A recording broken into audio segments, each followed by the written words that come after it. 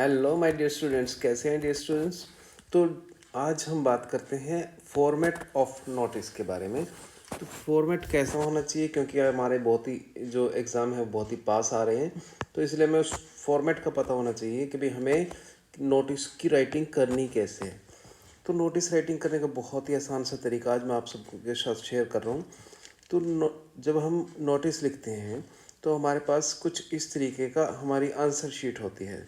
तो answer sheet को हम फर्स्ट ऑफ ऑल ये जो हमारी 3 साइड्स हैं, ये साइड्स, ये साइड, ये ऊपर की साइड और साइड में हम इसको एक बॉक्स बना लेंगे और उस बॉक्स में हम अभी लिखना शुरू करेंगे। हमें बॉक्स को बंद करना है, बट हम उसको अभी ओपन रखेंगे जब तक हमारा नोटिस पूरा नहीं होता। तो वर्ड लिमिट्स में हमें नोटिस को लिखना होता है। सबसे पहले हम लिखते हैं फर्स्ट लाइन में, यहाँ पर लिखते हैं हम नेम ऑफ इशूइंग ऑफिस और स्कूल, कि जिस ऑफिस ने या स्कूल ने वो नोटिस को इशू किया है, तो सबसे पहले हम यहाँ पर लिखेंगे उसका नाम।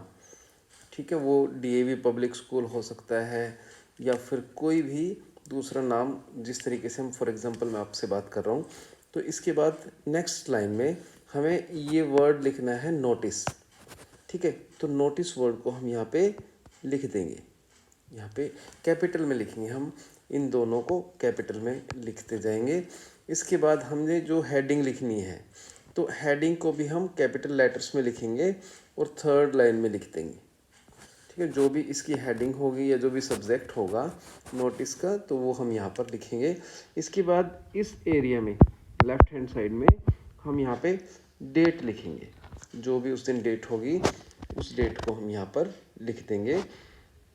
इसके बाद जितना भी जो भी हमारा कंटेंट है उसको हम इस एरिया में लिखेंगे और ये वर्ड लिमिट के अंडर ही लिखेंगे।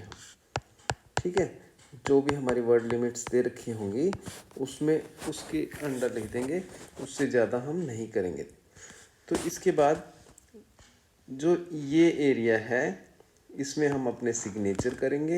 नेक्स्ट लाइन में हम कैपिटल लेटर्स में अपना नाम लिख देंगे और इसके बाद हम ब्रैकेट में अपनी डेजिग्नेशन लिखेंगे कि भाई हम हेड बॉय हैं, प्रिंसिपल हैं, जो भी हैं वो यहाँ पर हम लिख देंगे। तो डियर स्टूडेंट्स, इतना छोटा सा फॉर्मेट होता है इसका। आप इस फॉर्मेट को फॉलो कीजिए तो आप सब यू मतलब पूरे मार्क्स लेने के लिए आप रेडी हो गए हो। जो भी नोटिस में आपको जितने मार्क्स मिलने हैं वो आपको मिलेंगे। तो अब यहाँ पे जब हमारा नोटिस पूरा हो जाता है तो जो लास्ट की हमारी ये लाइन है इसको हम बंद कर देंगे। तो नोटिस को लिखते हुए हमें कुछ बातों का ध्यान रखना चाहिए। वो हमें क्या होना चाहिए, जो पहली बात है, हमारा जो हैंड राइटिंग है वो बहुत ही सुंदर होना चाहिए। ठीक है, जब हम हैंड राइटिंग करते हैं तो हमारी सुंदर से सुंदर लिखने की ट्राई करें। इसके बाद जो हमारी लैंग्वेज है वो बहुत ही सिंपल लैंग्वेज में लिखें। ठीक है, हमें ज़्यादा उसको क्रिटिकल बनाने की ज़रूरत नहीं है, क्योंकि जब अगर लैंग्वेज इसी तरीके की हो गई तो उसमें समझ नहीं पाएंगे। इसके बाद फॉर्मेट को फॉलो करना, आपने जो भी आपको फॉर्मेट मैंने आपको बताया है उसको आप फॉलो कीजिए। और उसके बाद जो आपकी हेडिंग होगी वो हेडिंग आई कैचिंग होनी चाहिए।